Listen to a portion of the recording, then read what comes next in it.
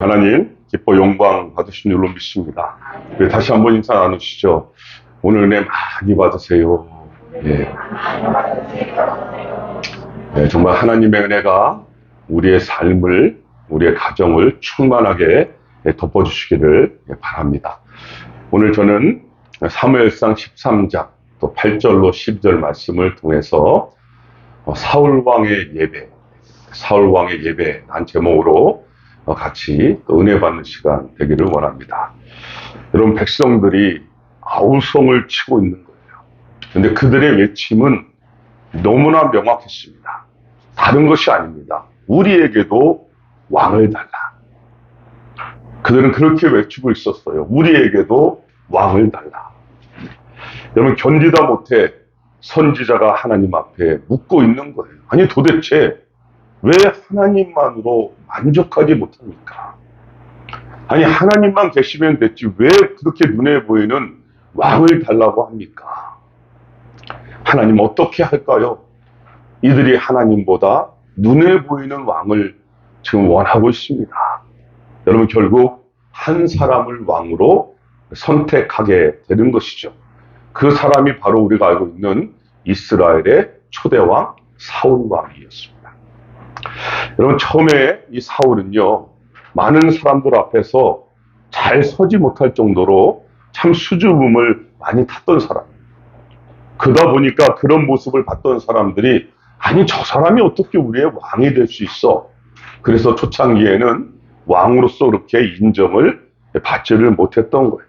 그러나 하나님이 도와주시니까 그가 그 주변에 있는 오랑캐들을 무찌르기 시작하면서 그의 위세가 높아지기 시작합니다. 이윽고 그는 길갈이라는 지역에서 다시 새롭게 모든 백성의 축하를 받으면서 왕위 즉위식을 올리게 됐습니다. 이제 그러니까 그 힘을 힘입어서 그는요, 군사력을 키웠고 주변에 있는 국가들에게 위협을 가하기 시작했어요.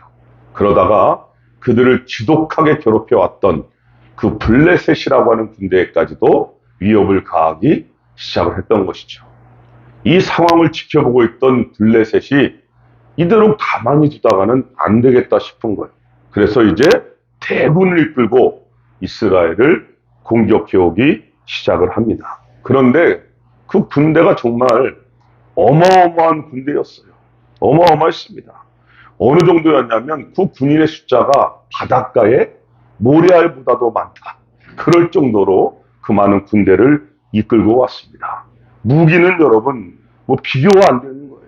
이스라엘의 무기는 고작 해봐야 농사기구밖에 없는데, 왜냐하면 그 당시에 그러한 것을 만드는 사람들을 다 인질로 잡아갔기 때문에 그들에게 무기도 변변하지가 않았던 거예요. 그런데 이 블레셋 군대는 당시에 최신식 무기를 가지고 있었습니다. 거기에다가 그들은 조직적이었어요. 벌써 특공대를 3개로 조직해서 지역별로 노략질하면서 이미 횡포를 부리기 시작하고 있었던 것이죠.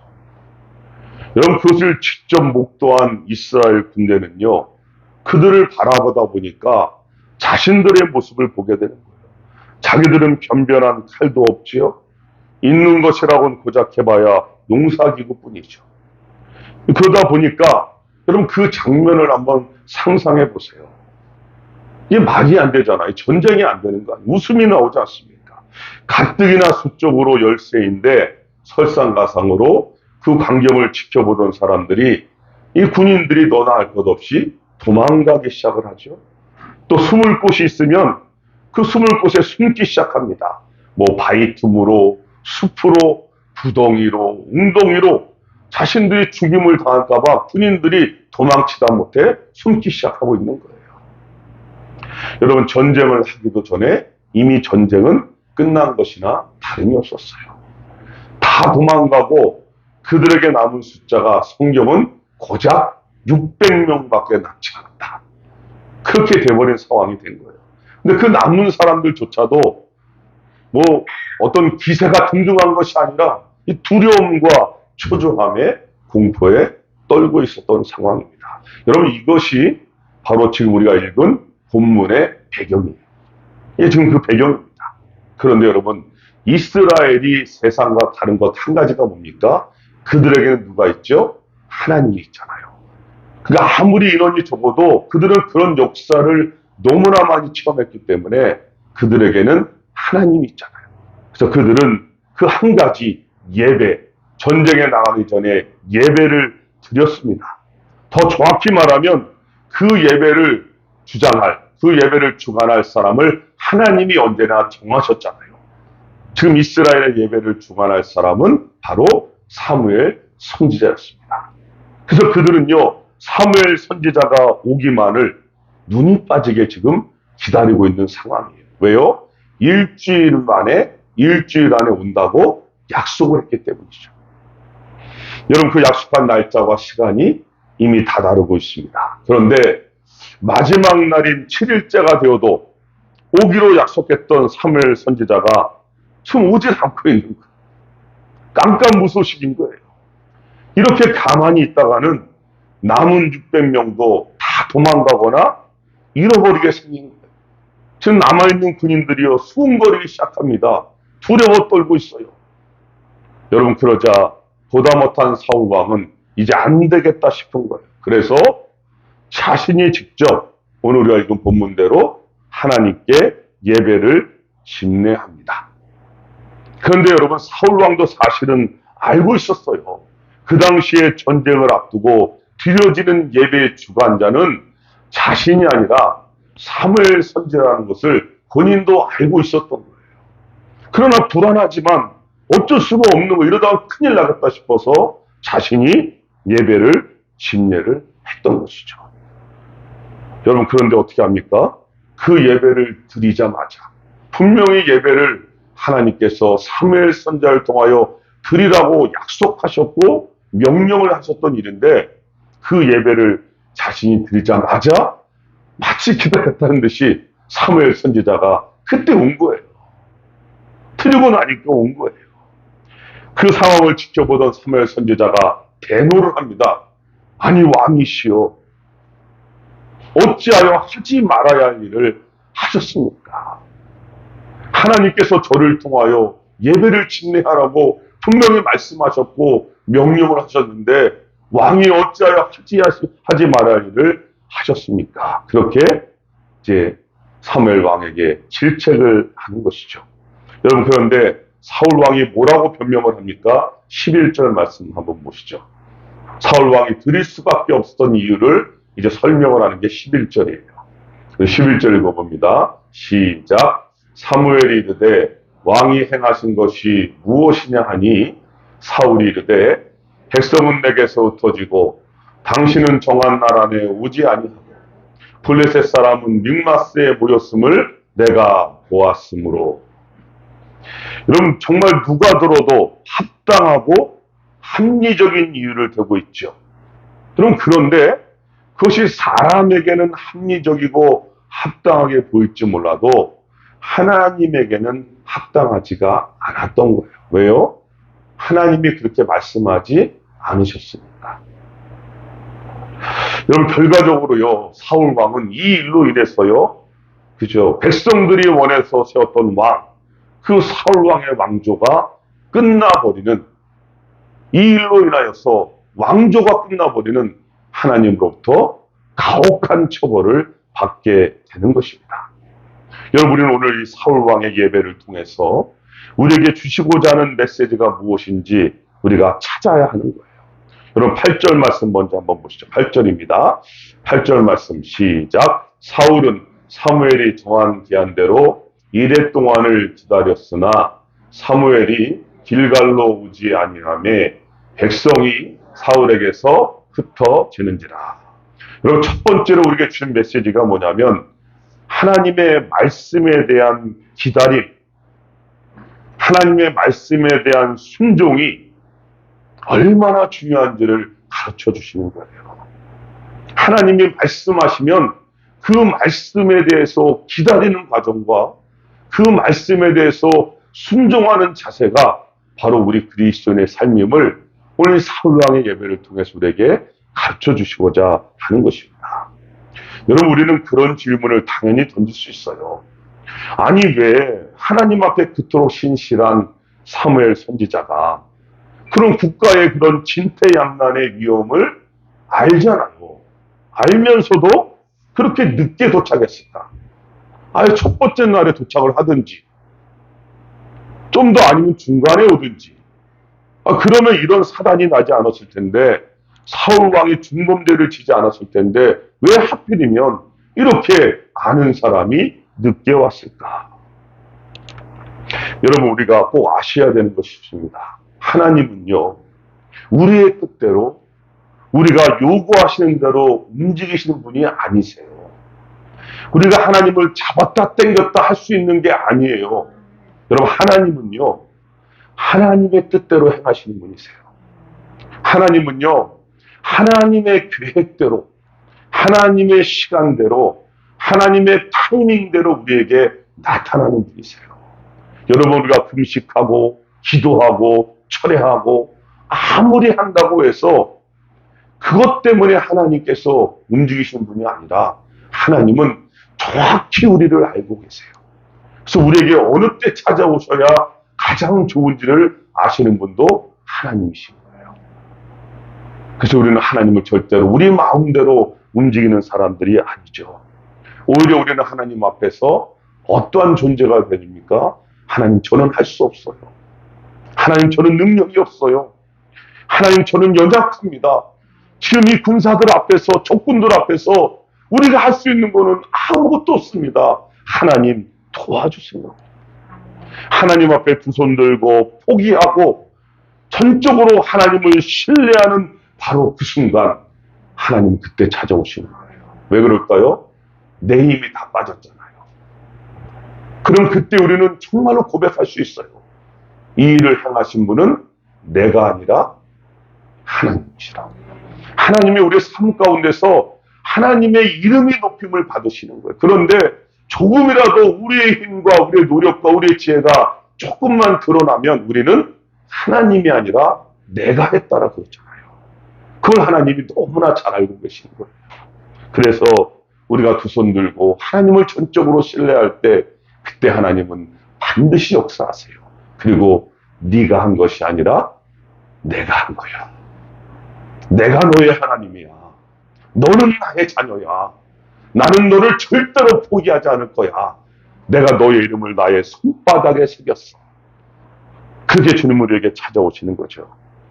여러분, 그렇습니다. 우리가 두 손 들 때가 하나님을 가장 의지하는 시간이기 때문에, 그 말을 반대로 표현한다면 하나님의 은혜를 체험하는 시간이 되는 줄로 믿습니다. 여러분, 사실 좀 멈추어 설 때가 있잖아요. 서야 되잖아요. 너무 급하게 사는 것이 아니라 이제 조금 멈추어 서서 호흡도 좀 한번 해보시고 우리의 삶을 좀 들여다보시기 바랍니다. 여러분, 그러면 무엇을 발견할까요? 우리도 사울왕과 같이 하나님의 말씀을 기다리지 못하고 조급했던 우리의 모습들, 실수했던 우리의 모습들이 여러분 보이지 않겠습니까? 그죠? 하나님의 약속을 끝까지 기다리지 못할 때도 있었잖아요. 분노하고 화내고 성내고 그냥 내 뜻대로 그랬던 적이 우리의 삶에 있지 않았습니까? 때로는 문제와 주변 환경들 속에 어찌할 줄 몰라서 하나님을 부르지 못하다 보니까 좌충우동할 때도 있었죠. 그 환경을 핑계로 내가 내 삶의 주인이 될 때도 있었잖아요. 그런 순간들을 한번 돌이켜보는 시간이 필요할 때가 된 것이죠.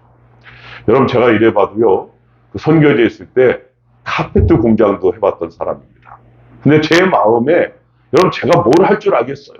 평생 이 길만 걸어온 제가 카페트 공장을 한다고 하니 이게 말이 되겠습니까? 그런데 그때 제가 왜 그걸 하게 됐냐면, 못 살아도 너무 못 사는 거예요. 그들의 삶을 보니까 도저히 희망이 보이지도 않고 먹고 사는 문제가 해결될 길이 아무것도 없는 거예요.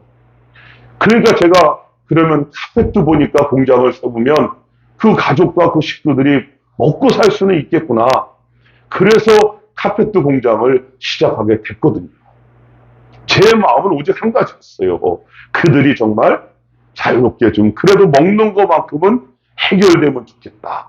그 그 마음을 가지고 시작했는데 아무것도 모르잖아요. 뭐 경영을 할 줄 알아요. 뭐 그게 돌아가는 뭐 그런 거 재단을 짤 줄 알아요. 그래서 그 모든 걸 사역자들한테 맡겼는데 사역자들은 저보다 더 몰랐어요. 그러다 보니까 이 물질이 또 왔다 갔다 하다 보니까 너무나 가난한 나라에 있는 곳이다 보니까 사역자들이 물질에 탐욕이 생기게 돼요.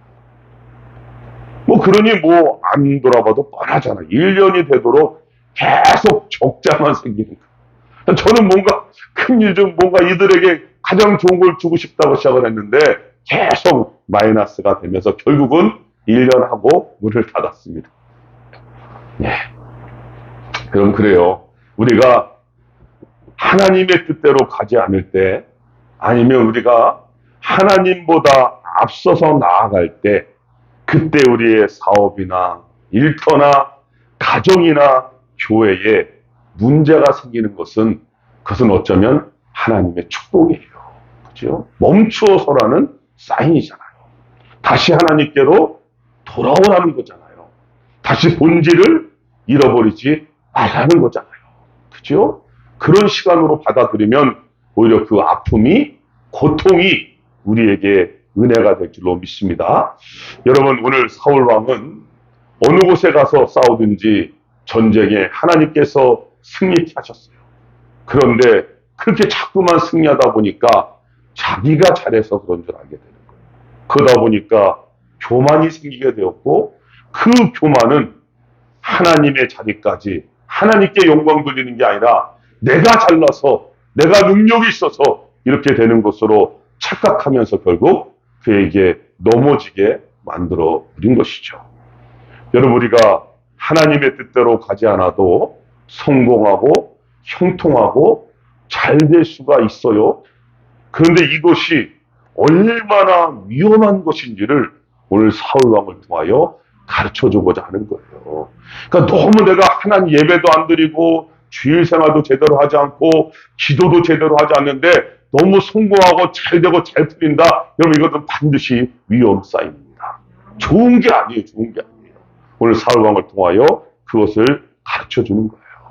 여러분, 그렇습니다. 하나님의 말씀, 하나님의 약속을 끝까지 기다리고 순종하는, 그래서 하나님의 은혜와 사랑을 마음껏 누리는 저와 여러분 되시기를 주님의 이름으로 축복합니다. 오늘 사울왕의 예배를 통하여 주시는 또 한 가지는 무엇이냐면 이제 13절 말씀 한번 읽어보시죠. 13절 말씀. 13절입니다. 시작. 사무엘이 사울에게 이르되 왕이 망령되이 행하였도다. 왕이 왕의 하나님 여호와께서 왕에게 내리신 명령을 지키지 아니하였도다. 그리하였더라면 여호와께서 이스라엘 위에 왕의 나라를 영원히 세우셨을 것이거늘. 여러분, 지금 무슨 말을 하고 있는 겁니까? 사울 왕이 하나님의 약속의 말씀을 참고 견디며 기다리며 사무엘이 올 때까지 예배를 기다렸어요. 그런데 그를 기다리지 못하고 하나님의 명령을, 하나님의 약속을 어기고 자신이 침례해버렸잖아요. 여러분, 오늘 우리에게 가르쳐 주시는 또 한 가지는 예배에 관한 부분입니다. 사울왕을 통하여 참된 예배의 중요성을 우리에게 가르치고자 하시는 거예요. 여러분, 사울왕이 드린 예배가 무엇이 잘못되었기에 그렇게 질책을 받아야 하는가? 여러분, 사울왕은요, 지금 600명밖에 안 남은 사람들의 소유하는 것이 두려웠고 특히 흩어지는 군인들을 안심시켜야만 했던 거예요. 여러분, 이것은 군사 전략적인 측면에서 본다면 아주 중요한 일이었어요. 가만히 있을 수가 없었거든요. 이런 중체대한 시기에 약속한 마지막 날이 이르렀는데도 그렇게 기다리던 선지자는 오지 않고 있죠. 거기에 적군들이 전진해 오는 모습이 눈앞에 보이잖아요. 여러분, 아마 사무엘의 그 사울왕의 손에는 식은땀이 나고 피가 마르는 듯했을 것입니다. 여러분, 그래서 그는 사무엘 선지자를 통해서 드리기로 약속되었던 하나님의 명령을 어기고 자신 직접 예배를 드리게 된 것이죠. 여러분, 우리가 초신자 때 그런 얘기 많이 하잖아요. 내가 지금 교회 나가는 거 당신 때문에 나가주는 거야. 내가 예배를 드려주는 거야. 그냥 아내 때문에 나와준다라고 그런 고백하는 분들 많이 있잖아요. 사람의 만족을 채워주기 위해서 예배당에 오는 거, 그런 분들이 있지 않습니까? 여러분, 우리의 믿음이 이제 성숙되어져 가면서 우리가 결국 무엇이 잘못되었는지 자동으로 깨닫게 되잖아요. 그때는 몰라도 시간이 지나면 이제 알게 되잖아요. 여러분, 예배는, 참 예배의 대상은 사람이 아니라 하나님이신 줄로 믿습니다. 성경이 그거 말하고 있는 거예요. 우리가 예배 드리러 오는 것은, 하나님 앞에 엎드리는 것은 사람에게 영광을 돌리는 것이 아니라 하나님만 바라보고 오는 거예요. 그 하나님께만 온전한 영광을 올려드리는 것이 바로 예배입니다. 여러분, 그렇습니다. 참된 예배, 진정한 예배는 처음부터 끝까지 하나님을 향하는 거예요. 하나님이 주인공이십니다. 하나님만이 영광을 받으셔야 됩니다. 사람을 바라보고 사람의 비율을 맞추는 것이 아니라는 것이죠. 여러분, 그러면 나도 모르는 사이에 상처를 받을 수가 있는 거예요. 여러분, 그렇기 때문에 예배는 우리가 드려도 되고 드려도 되지 않는 그런 선택의 문제가 아닌 거죠. 오늘 사울왕을 통하여 주시는 예배의 메시지가 무엇입니까? 하나님께서 우리의 예배를 다 받으시는 것이 아니라는 것을 말씀하고 있는 거예요. 분명히 사울왕은 예배를 드렸어요. 안 드린 게 아닙니다. 드렸습니다. 그러나 하나님은 그 예배를 받으시지 않으셨어요. 그렇죠? 사울왕의 교만은 진정한 예배를 소홀하게 만들었죠. 예배는 드렸지만 그 예배는 불순종의 예배였어요. 형식적인 예배였어요. 어쩔 수 없이 드린 거예요. 때우기식의 예배였단 말이에요. 사람을 만족시키려는, 그의 군인들, 두려워하는 군인들을 만족시키려는 계획된 예배였단 말이에요. 그래서 자신의 임의대로 드렸습니다. 여러분, 이 정도 상황이면 하나님도 이해하실 거야 라고 자기가 주관자가 되어 판단해 버렸죠. 여러분, 결국 그것이 무엇입니까? 결국 그 모습이 교만의 산물이었던 거예요. 교만은 반드시 불순종과 연결되어지게 됐어요. 여러분, 아담도 그렇게 넘어졌고요. 가인도 그렇게 넘어진 거예요. 다 예배를 안 드린 것이 아니라 다 그렇게 넘어진 거예요. 여러분, 예배는 하나님의 명령입니다. 하나님과 우리의 약속이에요. 하나님이 우리에게 예배를 주신 것은요, 우리를 너무나 사랑하시기 때문에, 우리를 만나고 싶으시니까, 우리를 위로하고 싶으시니까, 우리를 치유하고 싶으시니까, 우리에게 그 힘과 능력으로 살아갈 힘을 공급해 주기 위해서 하나님은 우리에게 예배를 허락하신 줄로 믿습니다. 여러분, 세상에 다른 그 어떤 것이 중요하다 할지라도 저는 분명히 확신합니다. 예배와 바꿀 수는 없어요. 누가 저에게 수조의 돈을 갖다 준다 할지라도 예배와 바꾸라고 말한다면 저는 조금도 1초도 주저하지 않을 거예요. 저는 예배를 선택할 거예요. 여러분, 예배가 그렇게 우리에게 중요한 것입니다. 우리가 어떠한 환경에 있든지 간에 하나님 앞에선 그 어떤 것도 예배를 등한시할 이유는 어느 것도 될 수가 없어요. 그 정도로 예배는 우리에게 가장 중요한 것입니다. 살리기도 하고 죽이기도 하는 하나님의 은혜가 임하는 것입니다. 여러분, 하나님께서는 예배를 통해서 우리에게 감동과 감격과 기쁨을 주시기를 원하세요. 그러니까 여러분이 어떠한 모습으로 이 예배당에 왔든지 간에 예배를 마치고 돌아갈 때는요, 뭔가 내 안에 어떤 기쁨, 감격, 소망, 세임, 이런 거 있는지를 점검해야 되는 거예요.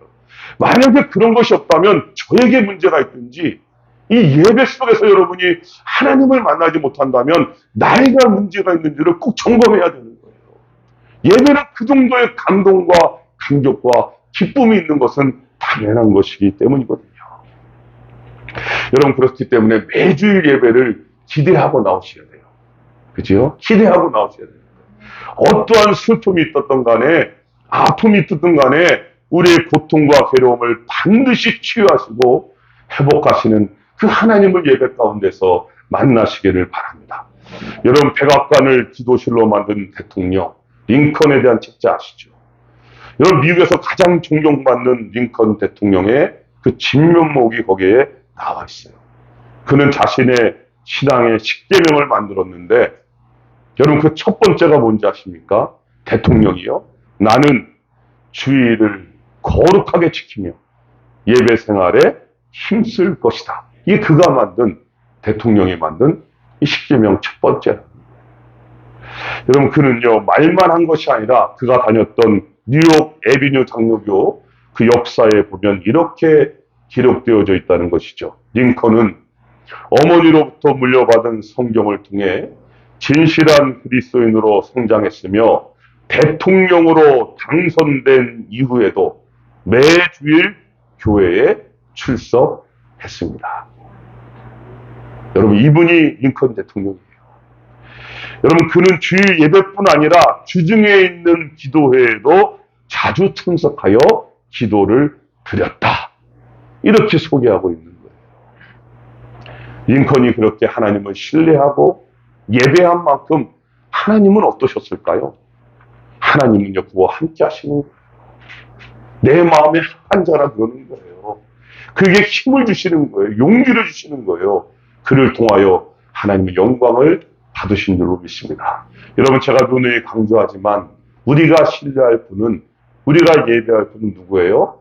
하나님 한 분밖에 없어요. 사람은 절대로 신뢰의 대상이 아니라고 제가 말했잖아요. 우리는 상황과 환경에 따라서 변할 수밖에 없는 거예요. 우리는 사람을 신뢰하는 만큼 어쩌면 배신감을 덮게 당할지도 모르겠어요. 그러니까 아예 그런 개념을 잡으세요. 사람은 환경과 상황에 따라 변할 수밖에 없다. 그러니까 우리가 어떻게 해야 된다고요? 끝까지 이해하고 섬기고 용서하고 사랑하고 더 나아간다면 뭐라고요? 축복해 주세요. 자꾸 그러다 보면 어느 순간에 내 마음이 먼저 편안해지고 하나님의 은혜가 내 속에 임하는 거예요. 그래서 결국 하나님이 일하시게 하시는 거예요. 여러분, 하나님이 일하시면 될 줄로 믿습니다. 여러분, 그렇게 하나님께서 기뻐하시는 이 시대의 진정한 예배자들이 다 되시기를 주님의 이름으로 축복합니다. 그냥 말씀을 맺어볼게요. 하나님께서 우리를 친히 선택하셔서 바로 지금 이곳에 참된 예배자로 심어 놓으신 거예요. 여러분, 믿으셔야 됩니다. 하나님이 그렇게 우리를 예배자로 심어 놓으신 거예요. 여러분, 원수 마귀는 어떻게 해서든 자신들이 장악한 이 땅에서 예배가, 신령과 진정의 예배가 울려 퍼지는 것을 좌시하려고 하지 않을 것이죠. 성경 말씀대로 우는 사자같이 교묘하고 다양한 요건으로 우리들에게 덤벼들 것도 자명한 거예요. 지금 우리 그 싸움 가운데 있는 거죠. 여러분, 그렇기 때문에 우리가 근신하고 깨어서 믿음으로 결단하라고 오늘 성경은 우리에게 말씀하고 있는 거예요. 하나님, 이제는 형식적인 예배를 뛰어넘어서 우리의 중심으로부터 터져나오는 감사의 예배를 바로 지금 이곳에서 드리겠습니다. 예배에 올인하는 삶을 사겠습니다. 신령과 진정의 참된 예배자가 되겠습니다. 여러분, 그렇게 예배하심으로 하나님께 영광 돌리시는 이 시대의 진정한 하나님이 찾으시는 예배자들, 주의 귀한 백성들 다 되시기를 주님의 이름으로 축복합니다. 기도하시겠습니다. 하나님, 우리가 죄인 되었을 때에, 우리가 부족할 때에, 우리가 연약할 때에 주님은 우리를 너무나 사랑하셔서 우리를 위하여 모든 것을 버리셨고 고통당하셨고 모든 피아물을 흘리셔서 우리를 친히 선택하셨습니다. 그리고 우리를 바로 이곳까지 친히 인도해 주셨고 바로 이곳에 우리를 심어주신 줄로 믿습니다. 하나님, 이 땅에서 먼저 우리의 무너진 예배의 재단이 감사의 예배가 회복되게 하여 주시옵소서. 우리의 삶과 사업과 일터와 가정에 날마다 진정한 예배를 통한 감동과 치유와 회복이 일어나게 하여 주시옵소서. 예수님의 이름으로 기도드립니다.